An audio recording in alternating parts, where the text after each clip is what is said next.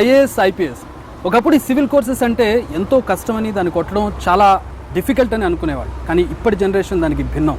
ఎంత కష్టమైనా సరే దాన్ని సాధించి తీరుతామంటున్నారు. ఆ కోవకు చెందిన వారే తెలంగాణకు చెందిన ధాత్రి రెడ్డి. ఓ పక్కన ఐపీఎస్కి సెలెక్ట్ అయ్యి ఐపీఎస్ ట్రైనింగ్ తీసుకుంటూ మరో పక్కన ఐఏఎస్లో ఉత్తమ ర్యాంక్, తెలుగు రాష్ట్రాల్లో ఉత్తమ ర్యాంక్ 46వ ర్యాంక్ పొందారు. ప్రస్తుతం ఆవిడ మనతో పాటు ఉన్నారు. ఆవిడ సక్సెస్ జర్నీని, అలాగే ఎందుకు ఐపీఎస్ నుంచి ఐఏఎస్కి వెళ్ళాలనుకుంటున్నారో ఆవిడని అడిగి తెలుసుకుందాం. నమస్తే ధాత్రి రెడ్డి గారు. నమస్కారం అండి.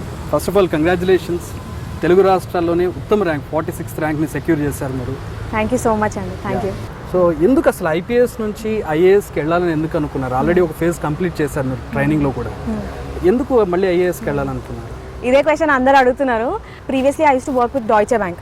సో ఆ జాబ్ వదిలేసి నేను ఎప్పుడైతే వచ్చానో నాకు ఐఏఎస్ అయినా ఐపీఎస్ అయినా నాకు రెండు ఇష్టమైన సర్వీసెస్ అనమాట. ఈ రెండింటితోనే ఏంటంటే పబ్లిక్ ఇంటర్ఫేస్ ఉంటుంది ఈ రెండు సర్వీసెస్కి. మీరు పబ్లిక్తో డైరెక్ట్గా డీల్ చేయాలి, పబ్లిక్ సర్వీసెస్లో ఆన్ ఫీల్డ్ ఉండాలంటే ఈ రెండు ఫీల్డ్ సర్వీసెస్ కాబట్టి నాకు ఈ రెండు ఇష్టం ఉండేది. నేను తీసుకున్నాను, వీటి కోసమనే వచ్చాను. బట్ 233 ర్యాంక్ వచ్చినప్పుడు యూపీఎస్సీ ప్రాసెస్ ఎట్లుంటుందంటే మీకు వెంటనే ర్యాంక్ చెప్తారు కానీ సర్వీస్ చెప్పారండి. తర్వాత సర్వీస్ చెప్పాక కొన్ని మంత్స్ టైం తీసుకొని ఆ తర్వాత మనకు ఆర్డర్ రాదని స్లోగా చెప్తుంటారు అనమాట. సో నేను వెంటనే మళ్ళీ ఎగ్జామ్ ఇచ్చేసిన. ఐ డోంట్ నో ఐపీఎస్ వస్తుందా రాదా అని చెప్పి. ఇచ్చాక ఏమైందంటే ఈ స్టేజ్ వైజ్ క్లియర్ అయిపోయింది. అండ్ ఇక్కడ phase 1 in national police academy IPS ట్రైనింగ్లో ఉన్నప్పుడు ఇంటర్వ్యూ కాల్ వచ్చింది. సో ఇచ్చి రావడం జరిగింది. And now that I got 46, ఇప్పుడు యాక్చువల్ డెసిషన్ తీసుకోవాల్సిన టైం. నేను ప్రశ్న ఎందుకు అడిగానంటే మీరు చిన్నప్పటి నుంచి కూడా కిరణ్ బేదీని చూసి ఇన్స్పైర్ అయ్యి సివిల్స్లోకి రావాలనుకుని ఆవిడ ఐపీఎస్. సో చాలా పవర్ఫుల్ పోలీస్ ఆఫీసర్. ఆ స్థాయి నుంచి మళ్ళీ ఐఏఎస్కి అంటే ఒక డిస్ట్రిక్ట్ లెవెల్ కలెక్టర్ కావచ్చు, లేదంటే సబ్ కలెక్టర్ కావచ్చు, ఆ స్థాయికి వెళ్తారు. కూర్చొని చేసే పని పవర్ఫుల్ పోలీస్ ఆఫీసర్గా మళ్ళీ చూసుకోలేదు. వై? లేదండి, కూర్చొని చేసే పని ఏం లేదు. ఈవెన్ ఐఏఎస్ ఆఫీసర్స్కి కూడా చాలా స్కోప్ ఉంది ఫీల్డ్లో వెళ్ళడానికి. ఇన్ఫాక్ట్ కూర్చొని చేసే పని కాదండి, అది ఫీల్డ్లోనే ఉండాలి. దానికి ఫీల్డ్లో ఉండడమే కరెక్ట్. పోలీస్ ఆఫీసర్ లాగా చేయలేరు కదా. See there is a difference. I agree. ఇది జస్ట్ పోలీస్ డిపార్ట్మెంట్లో మేము చేస్తాం. ఐపీఎస్లో it's lot about policing, crime solving, investigation, law and order, ఇది ఉంటుంది. అదే మీరు ఐఏఎస్ చూసుకుంటే డిఫరెంట్ సెక్షన్స్ ఉంటాయి, మళ్ళీ ఎడ్యుకేషన్, హెల్త్, అవన్నీ ఉంటాయి. సో ఇది కూడా ఫీల్డ్ జాబే అండి. ఫీల్డ్కి వెళ్ళకుండా మనకు రియాలిటీ ఎట్లా తెలుస్తుంది? సిటిజన్ ఏం సఫర్ అవుతున్నారో తెలియకపోతే ఏం సాల్వ్ చేస్తారు? పోలీస్ డ్యూటీ వేరు, ఒక కలెక్టర్ డ్యూటీ వేరే. ఇట్స్ వెరీ డిఫరెంట్ అండి. అందుకనే నేను చెప్పాను కదా, ఇంకా నేను డెసిషన్ కూడా తీసుకోలేదు. I will take it. But I understand that ఈ రెండు కూడా సిటిజన్ సెంట్రిక్ సర్వీసెస్ అండి. అంటే మనం ఆఫీస్లో కూర్చుంటే ఈ రెండిట్లో కూడా పని అవ్వదు. ఐ వాంట్ టు బీ ప్రజల మధ్యలోకి వెళ్ళి చేసేదే నాకు కావాలండి సర్వీస్. అండ్ ఈ ఎగ్జామ్కి స్పెషాలిటీ అంటే మీరు సెలైన్స్ పెట్టుకొని సిక్నెస్ తోటి ఉండి కూడా ఎగ్జామ్ రాస్తారంట కదా, can you share about it? So ఈసారి ఏమైందండి, నేను ఆల్రెడీ లైక్ కొంచెం చదివి అలసిపోయి ఉంటాం. అది కాకుండా ఈసారి ఏమైందంటే నాకు వైరల్ ఫీవర్ స్టార్ట్ అయింది. సెంటర్కి వెళ్ళిన ఫస్ట్ డే. సో ఎగ్జామ్ ఎలా ఉంటుందంటే 5 days ఉంటుందండి. ఎవ్రీడే 2 papers రాయాలి. Each paper is 3 hours. So approximate 6 hours రాస్తారు మీరు ఎవ్రీడే. ఏమైందంటే ఫస్ట్ డే బాగానే రాసిన నేను, తర్వాత వైరల్ ఫీవర్ వచ్చింది. ఇంకా టాబ్లెట్స్ వేసుకున్నా సెకండ్ డే, థర్డ్ డే, కానీ తగ్గట్లే నా ఫీవర్. సో ఇంకా 2 days బ్రేక్ వస్తుంది మధ్యలో. అప్పుడు ఇంకా తగ్గట్లేదని చెప్పి ఇంట్లో అది సలైన్, దాని ద్వారా యాంటీబయాటిక్స్ అవన్నీ ఇచ్చిండ్రు అనమాట. సో తీయడానికి లేదు కదా ఎగ్జామ్కి. So I use to just take it of. Exam రాసాను, లెఫ్ట్ హ్యాండ్ దానిపైన పెట్టి రాశాను. కొంచెం కష్టమైంది. ఒక లాంగ్వేజ్ పేపర్ ఉంటుంది అనమాట, క్వాలిఫైయింగ్ పేపర్. దానిలో ఇంకా నా వల్ల కాలే అసలు. సో నేను 1/2 hour 1 hourలో, అది జస్ట్ క్వాలిఫైయింగ్, దానిలో మన మార్క్స్ కౌంట్ అవ్వదు. ఒక 1 hourలో రాసి నేను పడుకున్నా. ఎగ్జామినర్ వచ్చి అడిగినప్పుడు ఏమైంది, ఎగ్జామ్ ఎందుకు రాయట్లే అని చెప్పి. కానీ ఆ తర్వాత సోషాలజీ అని ఉంటుంది, ఆప్షనల్ పేపర్. అది చాలా ఇంపార్టెంట్. సమ్హౌ దానికి స్ట్రెంత్ పిక్ చేసుకొని ఐ కుడ్ ఫినిష్ ఇట్. ఇంకొకటి మీరు అన్నారు కదా ఇంత కష్టపడి ఎగ్జామ్ ఎందుకు రాయాలని. మీరు ఎవరైనా యూపీఎస్సీకి చదివే వాళ్ళని అడగండి, సీరియస్గా చదివే వాళ్ళని. యాక్సిడెంట్ అయినా సరే వెళ్ళి ఎగ్జామ్ రాసి వస్తారండి. బికాజ్ ఒక ఇయర్ అంతా మనం ఎఫర్ట్ పెడతాం. And this exam takes everything from you. చాలా సాక్రిఫైసెస్ చేస్తేనే ఎగ్జామ్కి ప్రిపేర్ అవ్వగలం. Be it your social life, social media, all kinds of. అందరూ వీక్లీ మూవీ చూస్తారు, యూపీఎస్సీ ఆస్పిరెంట్స్ అవేం చూడరు, న్యూస్ ఛానల్సే చూస్తుంటారు. సో ఇంత సాక్రిఫైస్ చేశాక ఎగ్జామ్ రోజు మీకు ఎట్లా అనిపిస్తుంది అంటే come what may, I have to give my best. Mentally మనం స్ట్రాంగ్ ఉంటే కొంచెం ఫిజికల్ వీక్నెస్ని కూడా ఓవర్కమ్ చేయొచ్చు ఆ రోజు. సో మీరు ఖర్చు పెట్టిన క్షణాలు, మీ జీవితంలో మీరు కోల్పోయిన సాక్రిఫైస్, మీరు అంటున్నారు కదా సాక్రిఫైస్ చేయాలి, ఏం సాక్రిఫైస్ చేశారు? ఐపీఎస్కి కావచ్చు, ఇప్పుడు ఐఏఎస్ సెలెక్ట్ అయ్యే క్రమంలో కావచ్చు, what did you sacrifice? So ఇప్పుడు రెట్రోస్పెక్ట్లో చూసుకుంటే అది ఇంతే కదా అనిపిస్తుంది సాక్రిఫైస్. కానీ మనం ఆ టైంలో చదువుతున్నప్పుడు ఒక్కరమే కూర్చొని, so the most difficult part preparation అప్పుడు ఏంటంటే సోషల్ ఐసోలేషన్. మనం సోషల్ సర్కిల్ ఉంటుంది కదండి, అది మొత్తం కట్ చేసేస్తాం. ఫంక్షన్స్కి వెళ్ళడం కానీ, ఫ్రెండ్స్తో ఉండడం కానీ, బయటికి తిరగడం కానీ అవన్నీ కట్ చేయాల్సి వస్తుంది ఇఫ్ యూఆర్ సీరియస్లీ ప్రిపేరింగ్. ఎందుకంటే మన దగ్గర ఉండేది లిమిటెడ్ టైం. దాంట్లో you have to sleep well, you have to eat well. లేకపోతే ఫిజికల్గా బాడీ కోఆపరేట్ చేయదు. సో దీనికి పోవాల్సిన టైం వెళ్ళిపోతుంది. మిగతా టైంలో మనం వేరే యాక్టివిటీస్కి అంత ఉండదండి. ఎట్ మ్యాక్స్ యోగా చేయొచ్చు. I use to do yoga. But otherwise calls మాట్లాడడం కానివ్వండి, బయటకు వెళ్ళడం, సోషల్ మీడియాలో ఆడుకోవడం, ఇవన్నీ ఫుల్ తగ్గిపోతాయి. యువర్ ఎంటైర్ డే అనేది ప్రిపరేషన్ చుట్టే తిరుగుతూ ఉంటుంది అనమాట. That is one sacrifice I made. The other thing is obviously job వదిలేసి వచ్చినాను నేను దీంట్లో. నాకు ఏమనిపించిందంటే ఇన్వెస్ట్మెంట్ బ్యాంకింగ్ జాబ్ అని చెప్పాను కదండి, అది కొంచెం డిమాండింగ్ జాబ్. అంటే it requires your full presence. దాంతోపాటు సైడ్ బై సైడ్ చేయడం కొంచెం కష్టం. So I left my job. That job was also hard earn. అదంత ఈజీ కాదు ఆ జాబ్ కూడా. నేను దానికి ఇంటర్న్షిప్ చేస్తే నాకు ప్రీప్లేస్మెంట్ ఆఫర్ వచ్చింది అది. సో అది కూడా హార్డ్ ఎర్న్ జాబే, దాన్ని వదిలేయాల్సి వచ్చింది. And the social isolation, friends restriction అవన్నీ. సో ఇంత కూల్ జాబ్ని, ఫ్యామిలీని అందరినీ సాక్రిఫైస్ చేసి ఎందుకు ఐపీఎస్ కానీ ఐఏఎస్ సివిల్స్లోకి ఎందుకు రావాలనుకున్నా అంటే ఐఐటి ఖరగ్పూర్లో చేసి ఒక వరల్డ్ అంటే మీరు చెప్తున్న ఎంత కష్టం ఆ జాబ్ కొట్టడం అనేది, ఆ బ్యాంక్లో జాబ్ కొట్టడం, దాన్ని వదిలేసి ఒక కంఫర్ట్ జోన్ నుంచి బయటకు వచ్చి ఎందుకు సివిల్ సర్వీస్లోకి రావాలనుకున్నాను? డెఫినెట్లీ కంఫర్ట్ జోన్ నుంచి బయటికి రావడమే ఉండండి ఈ సివిల్స్ ఆస్పిరేషన్తో నేను జాబ్ క్విట్ చేయడం. సో బేసిక్లీ స్టోరీ ఏమైందంటే చాలా ట్విస్ట్ అండ్ టర్న్స్ ఉందండి. చెప్తుంటే కూడా జనాలు ఏమంటారంటే ఇంత కాంప్లికేటెడ్ ఎట్లా అయింది అని చెప్పి. సో చెప్పినా కదా నేను చిన్నగా ఉన్నప్పుడు ఇది ఉండే అండి. But when I went to IIT I got in to a different corporate life. It was all nice. But final year of కాలేజ్లో నేను ఒక ఎన్జిఓ స్టార్ట్ చేసిన. నేను నా 3 ఫ్రెండ్స్ మేమందరం కలిసి we were a very good team. In fact ఇప్పుడంటే చాలా ఉన్నాయి ఇలాంటి ఐడియాస్. అప్పుడు మా ఐడియా ఏంటంటే చాలా ప్లేసెస్లో ఫుడ్ వేస్ట్ అవుతుంది. క్యాంటీన్స్ చూసుకోండి, హోటల్స్, మెస్ ఏవైనా కానివ్వండి, చాలా ప్లేసెస్లో అలాంటి మంచి ఫుడ్ రిక్వైర్మెంట్ ఉంది. Like orphanages, old age homes, shelter homes, వీటిలో అవసరం ఉంది ఫుడ్. సో ఇక్కడ సప్లై డిమాండ్ మిస్ మ్యాచ్ ఉంది. We wanted to connect it. అది మా ఎన్జిఓ అనమాట. దానిపైన అప్రాక్సిమేట్లీ 1.5 year వరకు మేము వర్క్ చేసాం. క్లింటన్ గ్లోబల్ ఇనిషియేటివ్ అని చెప్పి మయామిలో కాన్ఫరెన్స్ జరిగింది. అక్కడ they picked us to represent India. అక్కడుండి దీన్ని మేనేజ్ చేసేవాళ్ళ? లేదండి, కాన్ఫరెన్స్కి I just went for 1 week represent చేయడానికి. అండ్ ఇలాంటి ఐడియా ఉన్న వాళ్ళతో ఇంటరాక్ట్ అదంతా చేసాం అక్కడ. క్లింటన్ గ్లోబల్ ఇనిషియేటివ్ కాన్ఫరెన్స్ అది for 1 week. కానీ నేను జాబ్ చేస్తూ కూడా ఫర్ అ ఫ్యూ మంత్స్ మేము చేసాం ఇది. అప్పుడు మాకు ఒకటి రియలైజ్ అయింది ఏంటంటే దీనిలో చాలా ఎఫర్ట్ పెడితే మేము కొంచెం కదపగలుగుతున్నాం. అంటే మేము సపోజ్ 300 మెంబర్స్కి ఫీడ్ చేయడం, మా 300 మెంబర్ మైల్ స్టోన్. మేము చాలా ఎఫర్ట్, సొంత మనీ ఇన్వెస్ట్ చేసి, సొంత ఎఫర్ట్, కోడింగ్ చేసి, యాప్ చేసి, ఇదంతా చేసినాక కొంచెం రిజల్ట్ వచ్చింది. అప్పుడు నాకు ఒకటి అర్థమైంది ఏంటంటే దిస్ ఈజ్ డిఫికల్ట్. బట్ అదే మీరు సిస్టమ్ లోపల ఉంటే మీ డిస్పోజల్లో చాలా ఉంటాయి అన్నమాట. మేబీ ఒక చేంజ్ అట్ లార్జ్ స్కేల్ తీసుకురావాలంటే విత్ ఇన్ సిస్టమ్ బెస్ట్ అనిపించింది. అందుకనే then I decided okay fine let's quit the job and do this full time. NGO motive కూడా సమాజ సేవ చేయడం, ఒక బ్యూరోక్రాట్ మోటివ్ కూడా సమాజ సేవ చేయడం, అండ్ ఒక పొలిటీషియన్ మోటివ్ కూడా సమాజ సేవ చేయడం. How can you distinguish among them? అంటే ఈ మూడింటిని మీరు ఎలా డిస్టింగ్విష్ చేస్తారు? ఎందుకంటే మీరు మీ కాలేజ్ టైంలో మీ కాలేజ్ పొలిటికల్ వింగ్ కి మీరు లీడ్ చేశారు, పొలిటికల్ గా యాక్టివ్గా ఉన్నారు కాలేజ్, అండ్ తర్వాత NGO and now as a bureaucrat. How can you distinguish? I can tell you, నేను సోషాలజీ స్టూడెంట్ అండి. సో ఈ పాలిటిక్స్ దీంతో నేను కొంచెం టెక్నికల్గా ఎక్స్ప్లెయిన్ చేస్తాను మీకు. We define politics as the struggle to capture power. So రెండింటిది అల్టిమేట్ మోటివ్ ఏంటండి? ఇప్పుడు మీరు సివిల్ సర్వీసెస్లో వచ్చినా, పాలిటిక్స్లో వచ్చినా, మీ మోటివ్ ఏంది? సర్వీస్ చేయాలనుకుంటున్నారు మీరు. You want to do something for society and have a credible career. So అది చేయాలనుకుంటే నాకు ఇంట్రెస్ట్ లేదండి పవర్ క్యాప్చరింగ్, దాని మీద నాకు ఇంట్రెస్ట్ లేదు. నేను సివిల్ సర్వెంట్ అయితే I have a job where I can permanently keep contributing to the society. నాకంటే వేరే ఆస్పెక్ట్స్ గురించి ఎనర్జీ డైవర్ట్ చేయాల్సిన అవసరం లేదు. ప్రతి 5 years కి ఎలక్షన్స్ కి వెళ్ళడం ఉండొచ్చు, ఉండకపోవచ్చు అనేది ఒకటి ఉంటుంది. అదనే కాదండి, అంటే it's a process. These two are different methods అనమాట of serving people and I have chosen this. ఇది నాకు ఎక్కువ ఇష్టమైన route. So which is I have chosen this. ఇంకొకటి మీరు అడిగింది ఎన్జిఓ గురించి కదా. ఎన్జిఓ కూడా చాలా నోబెల్ వే అండి. In fact I'm inspired by lot of ఇట్లా పబ్లిక్ సర్వీస్ ఎన్జిఓస్ ఫౌండ్ చేసిన వాళ్ళంటే నాకు చాలా చాలా respect. But like I said, నా పర్సనల్ ఎక్స్పీరియన్స్ ద్వారా నాకు ఏమర్థమైందంటే maybe it doesn't suit me. So ఈ సర్వీసెస్లో ఉంటే బెటర్ అచీవ్ చేయొచ్చు నా గోల్స్ అనుకున్నా, అంతే. అదొక్కటే మై పర్సనల్ చాయిస్ అండి. రైట్, మీరు సర్వీసెస్ గురించి చెప్పారు, కరెక్టే. కానీ అల్టిమేట్గా మీరు ఇప్పుడు ఇంత కష్టపడి ఒక బ్లూ ప్రింట్ రెడీ చేసి ప్రజలకి ఇది చేద్దాము, అది చేద్దామని ఒక ప్లాన్ చేసి అంతా చేసిన తర్వాత, అంతా రెడీ అయ్యి ప్రజలకు ఫలాలు వెళ్ళిన తర్వాత అల్టిమేట్లీ ఆ రిజల్ట్ అంతా వెళ్ళి పొలిటీషియన్ అకౌంట్లో పడుతుంది. What you say about it? మీరు ఇంత కష్టపడినా కూడా మీ క్రెడిట్ దక్కకుండా సంబడి ఎలక్టెడ్ బై పీపుల్ అనే ఆయనకి వెళ్ళిపోవడాన్ని మీరు ఎట్లా చూస్తారు?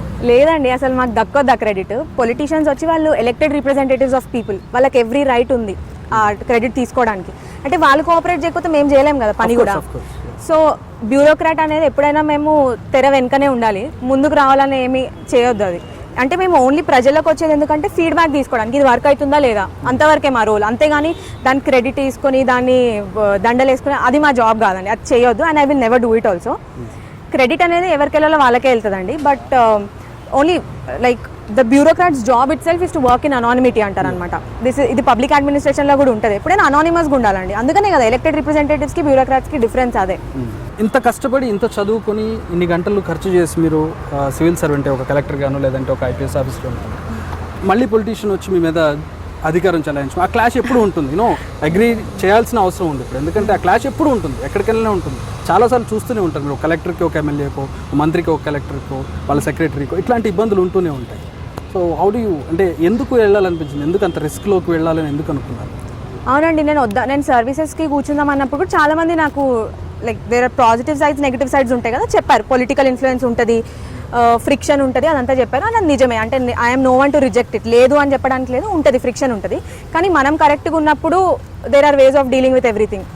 మనం పని ఎప్పుడైతే కరెక్ట్గా చేస్తామో everyone else also will respect us అండి. That is something I believe. So that's all that I have to say.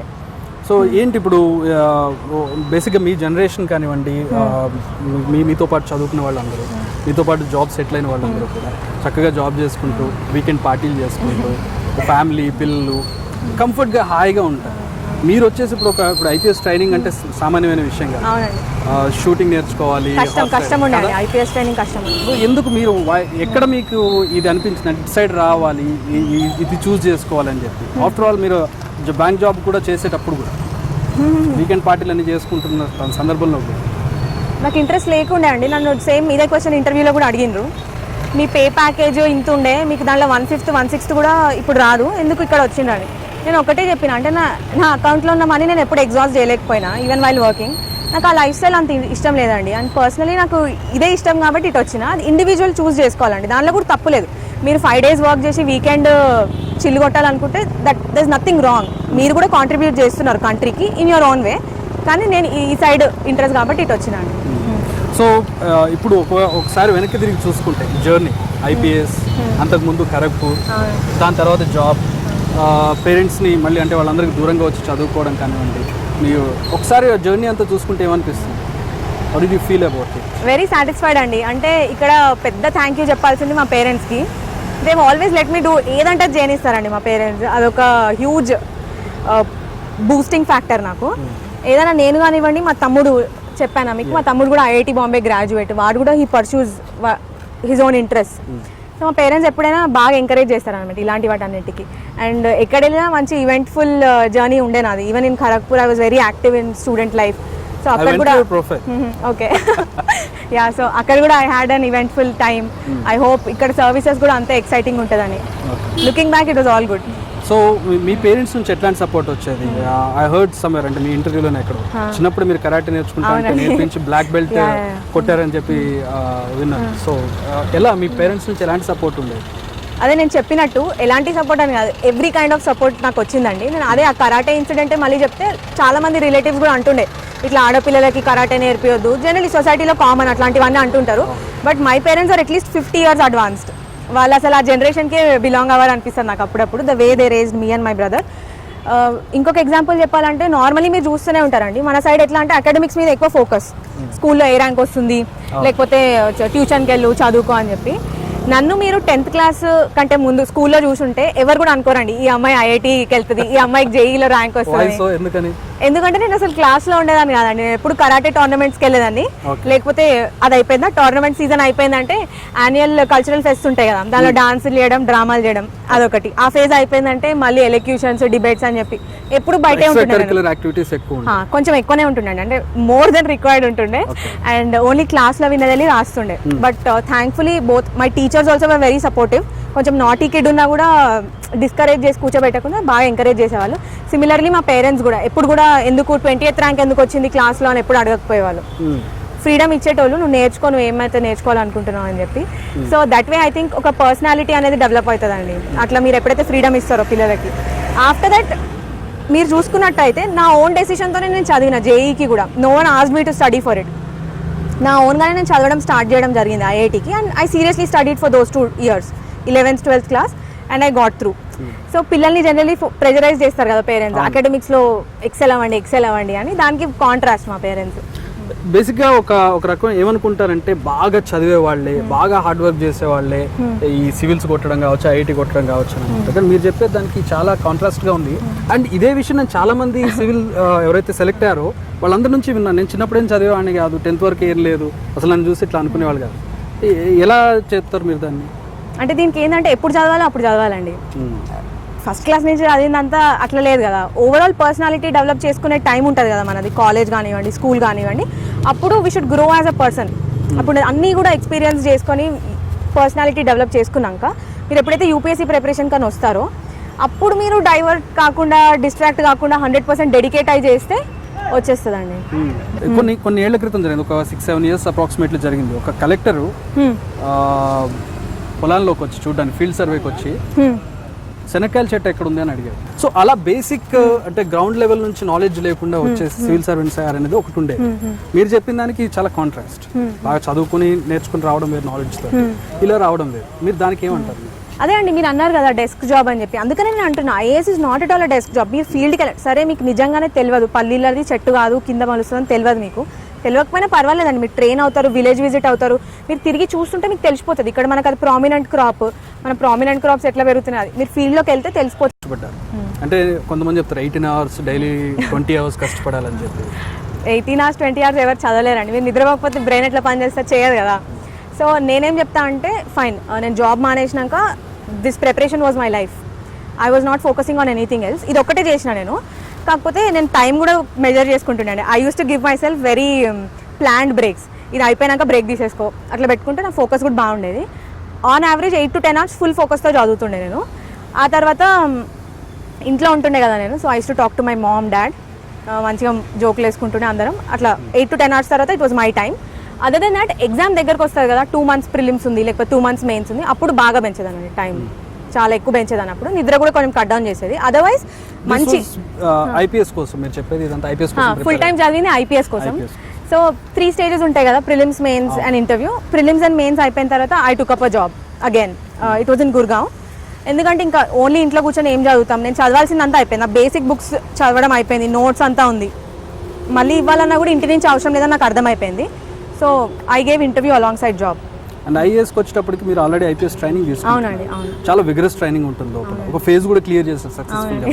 So ఎలా బ్యాలెన్స్ చేసుకున్నారు రెండింటిని? ఐఏఎస్లో 46th ర్యాంక్, అది 233 ర్యాంక్, ఇది 46th ర్యాంక్, ఇది చాలా ఫార్ బెటర్. ఇది అవునవును. ఎలా బ్యాలెన్స్ చేశారు?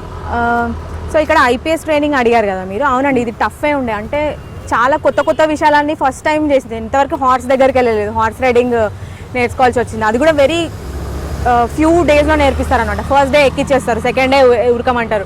బయటలాగా కాకుండా చాలా త్వరగా అయిపోవాలి కదా, టైం లేదు అక్కడ. సో అట్లా స్విమ్మింగ్ అని, హార్స్ రైడింగ్ అని, డ్రిల్ అని చెప్పి మళ్ళీ ఉరకడం. నేను ఇంతవరకు 2 kilometers ఉరకలేదు, అక్కడికి వెళ్ళాక 16 kilometers ఉరికిపించి పంపిస్తారనమాట. సో ఇవన్నీ కొత్తగానే ఉండే. బట్ ఫార్చునేట్లీ ఏంటంటే నేను ట్రైనింగ్ జాయిన్ అయినాక ఓన్లీ ఒక స్టేజే క్లియర్ చేయాల్సి వచ్చింది నాకు, ఇంటర్వ్యూ. సో దానికి నేను ఏం పెద్ద చేయలేదండి, జస్ట్ పేపర్ చదువుతుండే. ప్రీవియస్ ఇయర్ ప్రిపరేషన్ ఎలా అయినా నా దగ్గర ఉంది కాబట్టి I sailed through it. So ఈ ఇంటర్వ్యూకి సంబంధించి ఫైనల్గా మీకు ఇంటర్వ్యూకి వెళ్ళాల్సి వస్తుంది. ఇంటర్వ్యూలో మీకు అడిగిన ప్రశ్న అంటే చాలా మందికి అంటే సర్ప్రైజింగ్ క్వశ్చన్స్ వస్తూ ఉంటాయట కదా ఇంటర్వ్యూస్లో. మీకు ఎక్స్పీరియన్స్ అయినటువంటి క్వశ్చన్స్ ఏంటి, మీకు వేసిన క్వశ్చన్స్ ఏంటి?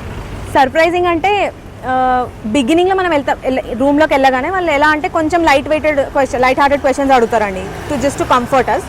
నన్ను ఎట్లా అడిగారంటే ధాత్రి అంటే మీనింగ్ ఏంది, this is a unique name. అది చెప్పిన తర్వాత ఓకే ధాత్రి అంటే ఎర్త్ అనమాట. తర్వాత మ్యామ్ ఏమన్నారంటే ఓకే ఎర్త్ కదా, ఎర్త్కి బిడ్డ ఉంది మన మైథాలజీలో, ఎవరో చెప్పండి అని, సీతాదేవి అని. సో ఇట్లాంటి లైట్ హార్టెడ్ క్వశ్చన్స్ అడుగుతారు. ఆ తర్వాత they begin with normal opinions ఒకటి అడుగుతారు, సోషల్ ఇష్యూస్ కానివ్వండి, మేజర్ ఇంటర్నేషనల్ రిలేషన్స్, దానిపైన కొంచెం ఒపీనియన్ అడుగుతారు. ఇంకా మేము డీటెయిల్డ్ అప్లికేషన్ ఫామ్ అని ఒకటి సబ్మిట్ చేస్తాం, దానిలో హాబీస్ ఇంకా ప్రీవియస్ అచీవ్మెంట్స్ అవన్నీ ఉంటాయి, దానిపైనే అడుగుతారు. ప్రెజెంట్ సినారియో చూసినట్లయితే కోవిడ్, లాక్డౌన్ అని చెప్పి మన దగ్గర తీసుకొచ్చారు. ఈ సినారియోని మీరు ఎట్లా చూస్తారు? అంటే నేను ఈ కోవిడ్ పీరియడ్లో కానివ్వండి, లాక్డౌన్ పీరియడ్లో కానీ ఎన్పిఏలోనే ఉన్నామండి. మమ్మల్ని బయటికి రానిలేదు, ఎవరు లోపలికి రానిలేదు అక్కడ. So I did not personally witness lockdown మన స్టేట్లో కానివ్వండి. ఏమైనా న్యూస్ పేపర్ రిపోర్ట్స్ దాని నుంచే నేను చూసింది. సో పర్మనెంట్ లాక్డౌన్ కూడా any country can't afford it. Even the most developed western countries permanent country shut down చేసుకుంటే దే కాంట్ అఫోర్డ్ ఇట్. కానీ నాది ఒక్కటే రిక్వెస్ట్ అండి, ఏంటంటే అట్ ఇండివిజువల్ లెవెల్ కూడా మనం రెస్పాన్సిబుల్గా ఉండాలి. నో మ్యాటర్ ఎంత లాక్డౌన్ ఇంప్లిమెంట్ చేసినా మనం ఎసెన్షియల్స్ కోసం బయటికి వెళ్ళాల్సిందే. అప్పుడు కూడా మనం మాస్క్ లేకుండా ప్రికాషన్స్ లేకుండా వెళ్ళామనుకోండి, వచ్చేస్తుంది corona. This is a very highly contagious disease కదా. సో ఇండివిజువల్స్ కూడా రెస్పాన్సిబిలిటీ తీసుకోవాలని నా ఫీలింగ్. ఇక ఒక జనరలైజ్డ్ క్వశ్చన్, ఓకే, అంటే మీ ఫాదర్ వాళ్ళ జనరేషన్కి ఇప్పటికి సివిల్ సర్వీసెస్ విషయానికి వచ్చినప్పుడు అప్పుడున్నంత కాంపిటీషన్ కానివ్వండి, అప్పుడున్నంత ఆ పర్సెప్షన్ కానివ్వండి సివిల్స్కి సంబంధించి ఇప్పుడు ఎట్లా ఉంది? హౌ కెన్ యూ డిఫరెన్షియేట్ అప్పటికి ఇప్పటికి కాంపిటీషన్ లెవెల్ కావచ్చు, పర్సెప్షన్ కావచ్చు? Honestly I don't know much అండి. నేను first generation civil servant from my family. ఎవరు లేరు, నేనే ఫస్ట్ ఇందులోకి వచ్చింది కూడా. But generally if you see ఇప్పుడు డెఫినెట్లీ రీసోర్సెస్ చాలా ఎక్కువ ఉన్నాయి. మీరు చదువుదామని జస్ట్ గూగుల్ చేసింది అనుకోండి, యూపీఎస్సీ సిఎస్సీ ప్రిపరేషన్ అని చెప్పి, మీకు మెటీరియల్ ఎంత నిండిపోతుంది అంటే లైఫ్ అంతా చదివినా అయిపోదు. సో ఇప్పుడు అవైలబిలిటీ ఆఫ్ మెటీరియల్ ఎక్కువ ఉంది, ఇంటర్నెట్ ఫ్లో ఎక్కువ ఉంది, ఇన్ఫర్మేషన్ ఎగ్జాక్ట్లీ. సో దాంతో ఏమవుతుందంటే కొంచెం ఈక్వాలిటీ ఆఫ్ ఆపర్చునిటీ ఎక్కువ అవుతుందండి. ఈరోజు రూరల్ స్టూడెంట్స్ కానివ్వండి, మన తెలుగు మీడియం స్టూడెంట్స్ కానివ్వండి, వాళ్ళందరికీ ఒక్క లెవెల్ వరకు ఈక్వాలిటీ ఆఫ్ ఆపర్చునిటీ ఉంది. ఐ వుడెంట్ సే 100% ఈజీ వాళ్ళకు కూడా అని చెప్పట్లేదు, వాళ్ళ డిఫికల్టీ ఉంది వాళ్ళకి. కాకపోతే అట్లీస్ట్ వాళ్ళు కష్టపడి అన్ని ఎఫర్ట్స్ పెడితే వాళ్ళకి ఈక్వాలిటీ ఉంది, because there is lot of information flow like you said. అదే ఐ థింక్ కొన్ని జనరేషన్స్ బ్యాక్ ఇది రిస్ట్రిక్టెడ్ ఉండే ఇన్ఫర్మేషన్ ఫ్లో, అసలు అవేర్నెస్సే ఉండేది కాదు.